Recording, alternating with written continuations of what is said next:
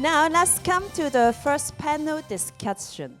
Early this year, a number of Web 3.0 leaders issued a white paper titled How Digital Assets Infrastructure Carries a City to Become a Web 3.0 Hub. There are lots of great insights in the paper and will be shared in this section. So in recent years, there has been a growing interest in Web 3.0 that is more decentralized, secure, and user-centric. A key component of Web 3.0 is digital assets infrastructure, so which is conducive to building a Web 3.0 hub by providing the necessary infrastructure to support the development of Web 3.0 applications and services. By creating supportive environment for the development of Web 3.0 technologies, cities can attract a new wave of startups and businesses that are focused on building decentralized application and service. Digital assets infrastructure can also help to attract investment and talents to a city, to promote financial inclusion and economic growth. You're going to hear lots of fresh perspective from some of the leading Web3 companies that's contribution to this white paper. So now, let's welcome the panel moderator, Mr. Philip Chow, Southern Region Lead Partner, China VCPE Program, Detroit, China. Let's welcome Philip. Joining Philip on stage include Ms. Lily Kang, COO of Kobo. Let's welcome Ms. Joy Lam, partner of Baker McKenzie, Mr. Danny Wan, research head of Pando Finance, Mr. Jubatai Jan, research director of Hashkey Capital, Dr. Xian Xu, senior researcher of Tencent Research Institute, and also let's welcome Ms. Laura Wan, chief research officer and brand lead, OKG Research Institute. So welcome all.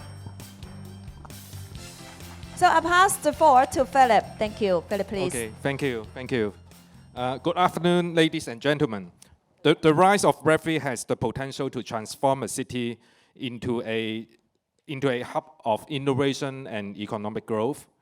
As the relevant technology emerging and evolve, it is increasingly clear that the digital asset and decentralized application will play a significant role in shaping the real economy and the future of Hong Kong. Today, this is very glad to have our amazing panel here. And let's get into the content directly. This week, Hong Kong has attracted over 30,000 people and many big speakers for various events. To further develop the Web3 economy, what are the key elements of the digital asset infrastructure needed for a city to become a successful Web3 hub? Any of our speakers have interest to pick this question? Okay.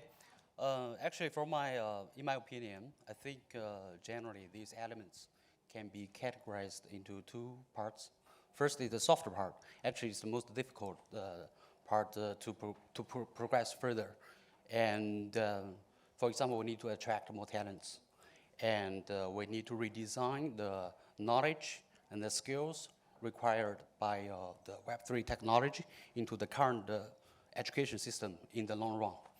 And actually, the hard part is relatively easier. For example, obviously, we need high-speed internet connection. Hong Kong is actually doing a great job here. And also, we need to have 100%, I think, in the long run, at least, for Web3 applications and technology to function well. We need 100% in this part. For example, we need a comprehensive digital identity framework. And for the payment, we need to 100% digitalize. Currently, from my personal experience, I think Hong Kong is quite lagging behind here. For example, if we take a taxi, sometimes we need to pay cash, right? Yeah. Okay. Thank you, Daniel. Yeah, I understand OKG should have a lot of solution for this part, right?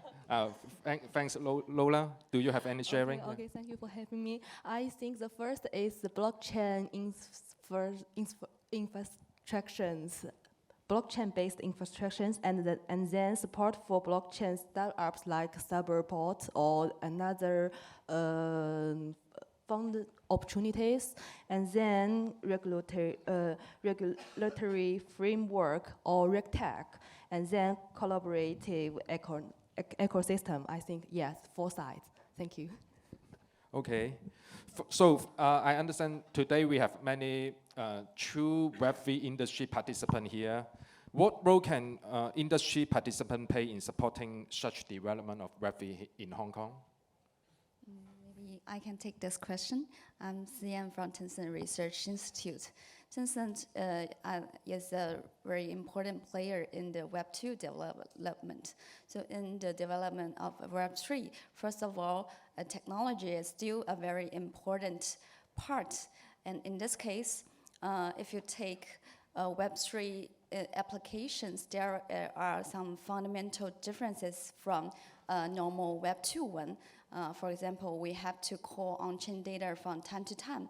So we would like to build infrastructure for the Web3 developers to provide toolkits for them to lower the barrier for them to entry the Web3 industry. And secondly, there are certain values that Web3 communities values very much for example, digital ownership or community. So there are many new trends as this DID, which means decentralized ID, or DAO, decentralized autonomous organizations, and various forms of innovation emerged in Web3 areas. We would also love to provide toolkits for the innovators to innovate in this kind of area, to provide go-to-market toolkit for them. We are providing this part. And certainly, for a company that has built Web2 ecosystem for 20 years, we have many experiences in building ecosystem by investing and incubating various companies. So we would love to work with especially developers and builders together in this Web3 part.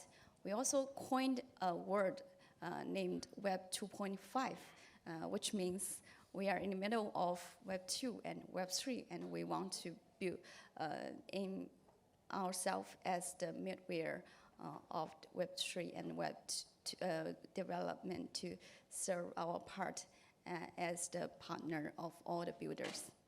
Thank you. Thank you, Dr. Xu. Do you have any plan to do something about 2.5 or 3 in Hong Kong particularly?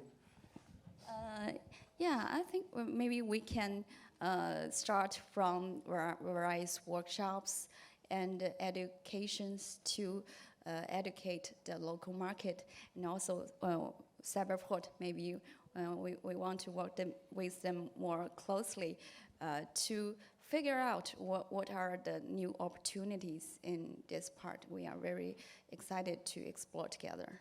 Okay, thank you, Dr. Xu. Yeah. Jupiter, I understand Hashkey is very popular this week. Do you have any sharing? Yeah, thank you. This is Jupiter from Hashkey. So maybe one thing I can add to how to Web3 can improve the local urban settings. There's a new concept called DePIN, Decentralized Physical Infrastructure Network. So it's basically, as we said, there's a combination between the traditional industry with Web3. So I think in a city there are a lot of redundant resources like some hardwares, and these hardwares have been used for a long time because they don't have ability to contribute. For example, chargers or some Wi-Fi or some internet providers. And we're using some Web3 technologies, we're adding some decentralized network onto these hardwares or devices. So every network can connect together, become a Web3 network. And they will get a token as a reward to incentivize them to providing some hardware service. For example, if you have a free charger, but not everybody in the city knows that. But if you join this network, you will know where's the free chargers, and you can use a charger. So they will be very environmental friendly for the local network, because this is abundant resources and devices, so it won't cost additional resources. So it'll be saving a lot of power, saving a lot of resources. So this is something that decentralized physical infra network can providing for the urban settings. Does that make sense? Thank you. Okay, thank you, Jupiter. Yeah. Hong Kong government officials have reiterated the city's commitment to growing the Web3 industry under appropriate regulation. Today we have Joy here. Joy, could you share with us how can the local regulations and policies be changed and shaped to support the Web3 development in Hong Kong? Look, I think, to be fair, it's pretty tough if you put yourself in the regulator's shoes, right? I mean, it's very challenging for them to keep up, particularly with this industry, right, which is evolving and changing so rapidly. And I think that there's definitely a couple of different elements to it, but I think that one of the key things really is ensuring that there is open dialogue between the regulators, but also between the people in government who are setting policy. I think it's really important that there is this kind of two-way dialogue between industry and the government and the regulators. And I think one of the challenges is, obviously at the moment there's a lot of positive sentiment in Hong Kong. There's a lot of interest from participants here as well as overseas about expanding businesses or setting up businesses in Hong Kong that are related to Web3 and digital assets, because everyone can see the opportunity.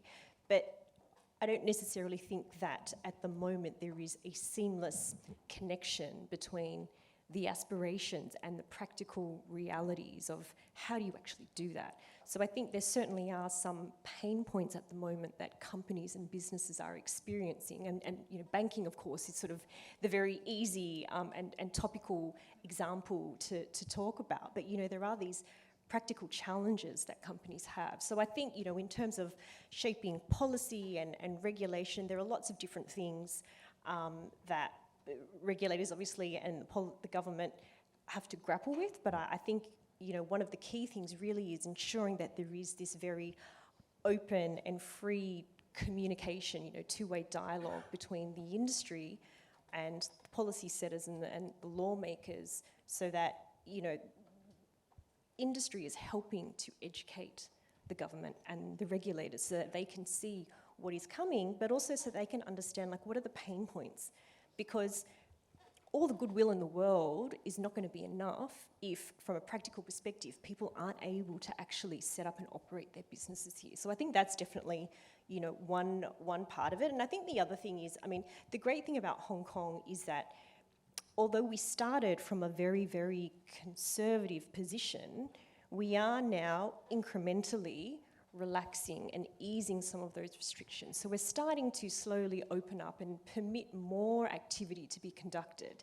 And I think, this incremental approach is certainly better for industry, because although some may say, well, it's still a little bit too restrictive, I think that the consistency of approach and direction is really important. And I think it's been very, very challenging in other jurisdictions where we have seen regulators doing an about-face in what their policy position is and what kind of businesses they do and don't want to attract, or in other jurisdictions where we've seen regulation by enforcement. So I think the industry understands that the government and lawmakers are not really going to be able to keep pace with what is happening in the industry, but having a consistent approach and some clear parameters around what the key priorities are in terms of investor protection, market integrity, and these sorts of things. I think that is really valuable in terms of attracting business and giving people who are actually in the industry comfort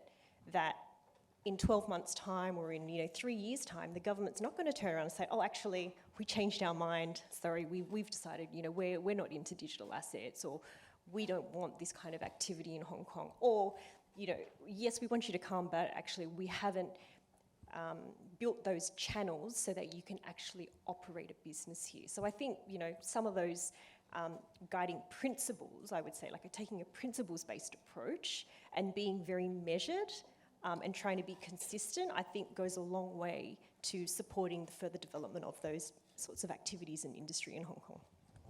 Thank you, Joy. I would like to ask a question to Lily.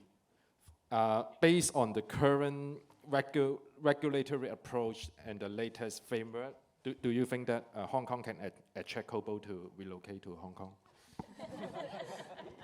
We are already in Hong Kong since 2019, but we are well, given all the efforts we seeing across the government agencies and officials in Hong Kong, we are considering expanding much more in Hong Kong.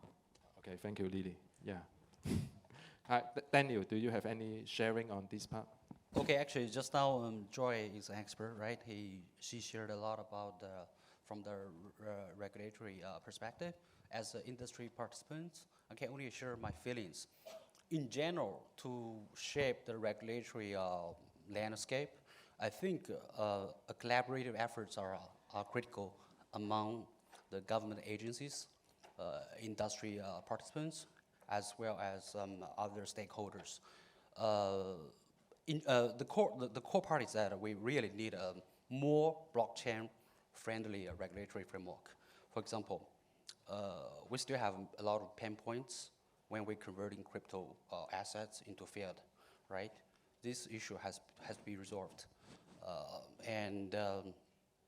Also, for the cybersecurity is also a very important issue in the Web3 space. So the government can actually issue guidelines on how to do more comprehensive cybersecurity audits, these kind of things. Yeah.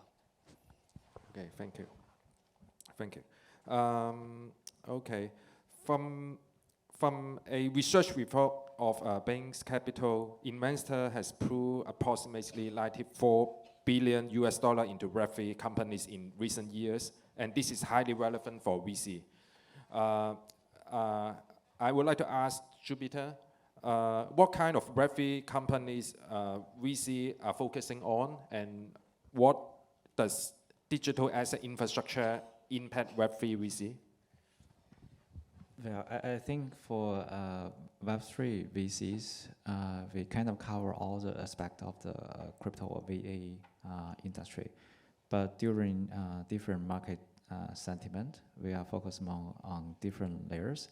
So because for Web3 and the VA industry, infrastructure building is always the top priority. For example, the Bitcoin, Ethereum, all the other layer ones are the infrastructure for the whole blockchain and Web3 ecosystem. And the competition still going on, even after Bitcoin has been born more than 12 years. So I think some original settings or designings will face some challenges. And the new technology that comes up, especially come along with cryptography designings. Also, we have so many so-called layer 2s, layer 3s. All these infrastructure are coming together to become the future cornerstone for the Web3, because all the applications layers we are running on this infrastructure. So that's why people are talking about the scalability on the infrastructure, because if you only have 10 to 15 TPS, roughly you even can't do anything. Yeah, you can. For example, just as a general payment is bad experience. Or if you want to play some games on blockchain, it will be very bad experience. So all these things are all the important investment in history, and I think in the near and in the future we'll still be focused on the infra for the Web3. So this also absorbing a large amount of capital. The majority of capital will be deployed into the infra sectors. So after the infra has been nearly matured, we will see a lot of new application layers like GameFi, DeFi, something. They are all running on these infras. So they will be immigrating from different layer 1s to layer 2s, to layer 2s to other, across chain to others, and to find the best way to building up their applications and the best way to find the consensus and the settlement issues, exactly. So I think in Hong Kong environment, I think we can try to absorbing more developers, building more infrastructures, and importantly, Hong Kong is a good city, especially for the business materialization. So you will finding your application is more business oriented, not just a pure technology play. So it gives a lot of confidence for the developers and the startup teams to get into this or pivot into the technology development activities. Thank you. Okay, thank you. Jupiter, because in the second half of last year, due to the collapse of certain big name Web3 companies, the VC investment in Web3 seems to be slowed down. What do you think about the current year? Will more capital pour into this sector? I think for last year, the capital activity have been slowed down, not only in Web3, but also in traditional market. Last year, we see all the asset class, not performing well, right? So definitely it will affect the VC investment for the Web3. But this year, if you look at the first quarter's performance, you will see that Web3 may outperform other asset class. So we are drawing attention from VC again into this field. We can also see from this week in Hong Kong, so many investors, and trying to find opportunities to deploy their capital, deploy resources. So I think maybe this year will be a good start, given the macro environment change, given the micro environment change, because even though last year when all these incidents happens, developer activity is still not stopped, still going on. So after several months, half year, 1 year, they were going to deliver something in near future, maybe next half of this year or early next year. So I think something, building is one thing, investment is another thing. So investment is to select the best team, best projects to invest. So a lot of builders still working on this. I think this is a happy thing that we see in the Web3 spaces. Thank you. Okay, thank you, Jupiter. Yeah.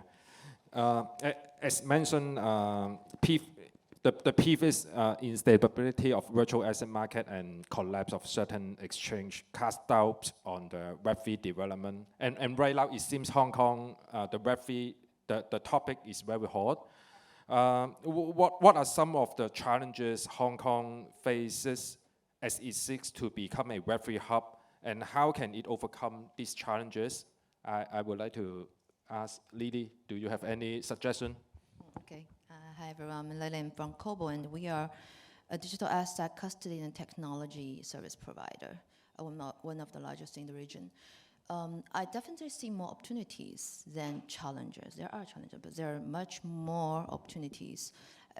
I figure it's now for Hong Kong, Hong Kong is in a very good position and the best timing to build Web3 economy and ecosystem. Blockchain industry is closely tied to financial markets since its inception, given it's considered a next generation internet with value exchange. And financial market, Hong Kong has a very deep financial market as well as the most advanced traditional financial regulatory framework, which can help to give liquidity and legitimacy to Web3 business. Of course, I see challenges. I think mainly I see two challenges. One is, I think in Hong Kong, I witnessed and observed the efforts from all levels of government agencies and officials. Although it's a top-down efforts, it helps to facilitate collaborations between government agencies, big institutions, traditional financial players, big players in crypto. But we also need to look at the grassroots innovators, developers. So I already see some big efforts from government, for example, the grants, the Web3 Hub, the funds. But we also need to focus on the developers community because why people are attracted to Hong Kong is because you can find people think alike and do similar things, and you are attracted by ideas and the atmosphere of the community. And I also see one of the challenges is because the principle to regulate digital assets in Hong Kong right now is same business, same risks, same rules, which means we heavily rely on traditional financial regulatory framework to regulate digital assets. But a blockchain industry, blockchain movement is indeed a technology movement, a social movement. So we see very critical part of it, technology related. For example, the custody industry I'm in, it's much more complex than traditional custody. It involves blockchain technology, cryptography technology, cybersecurity. Unlike traditional finance custody, it's just a safe box. So, but in Web3 context, you need custody to be the gateway. You need to interact with on-chain protocols and all the applications on-chain.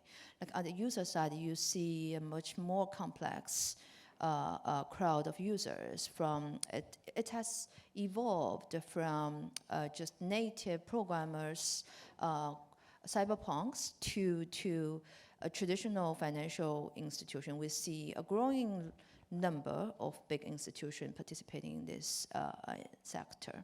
And at the technology side, you see Bitcoin, smart contract based on Ethereum and other alternative smart contract based blockchains. We see more and more layer ones, application specific blockchains, as well as some modular blockchain with layered rollups. And this multi-chain, multi-layer world will definitely lead to fragmentation in users' assets and the applications. And the application itself, we've already evolved from just exchange payment services to DAOs, NFT, DeFi. Each of them become already evolved to be a multi-billion-dollar business. So we already have, I believe there are more than 4,000 apps on our blockchain right now. And with this number of the apps, actually the concept of Web3 is already going mainstream. So this evolution of users, application, technologies require all the players in the industry to be more technology focused. So the regulators will really need to keep up and leverage technology solution to monitor crypto activity. So for example, there's no way for traditional audits to monitor the proof of reserve of exchanges, but with MPC technology, you can have access to the proof of reserve in real time. And also we have the exchange settlement network instead of exchange settlement. So the traders don't need to transfer their assets to exchange to trade anymore. They can just use mirror trading and use their own custody account to interact with trading platforms. So these are all the technology that regulators can take leverage of to better monitor the activities. So although we are facing some challenges in Hong Kong, I still believe in the inevitable future of Hong Kong to become a Web3 hub. Okay, thank you, Lily.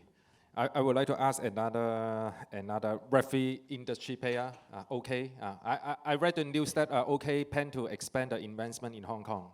Do you think that is there any challenges and how Hong Kong overcome it? We mentioned a lot of challenges, and now I will share solutions for all its on-chain data. Yes, as we know, OKG Technology Holding is a Hong Kong listing company, and we serve on-chain data service for all the users. As a user of the Web3 or a Web3 builder, we can use the on-chain data to scan all the transactions on-chain network. And now we provide 23 all the data about the blockchain network. Yes, it's a huge amount of data. And now, including the on-chain data includes about the information about transactions and the date of the trade or the amount of the trade and a lot of or fees of the transaction. Yes, it's a lot of. It's a lot of information, and we can use it to also for the NFT market. We can find it's true or false one, use the on-chain data. Also, we provide a lot of service about on-chain data for in mainland China, or like a government or regulator about like place to serve some illegal things with it. Yes, so I think when the on-chain data will help the Hong Kong, all the Web3 world to achieve the RegTech or subtech goals. Yes, thank you. Okay, thank you. Because of timing, that brings us to the end of this fascinating panel discussion. Thank you for our guest panelists. And as mentioned by MC, actually Deloitte are partnering with Cyberport and the thought leaders from the industry. We are preparing a white paper called How Digital Asset Infrastructure Carries a City to Become a Web3 Hub. And if you have interest to understand more, please stay tuned. We will release this white paper shortly. Lastly, thank you again for our guest speaker for their great insights today. Thank you.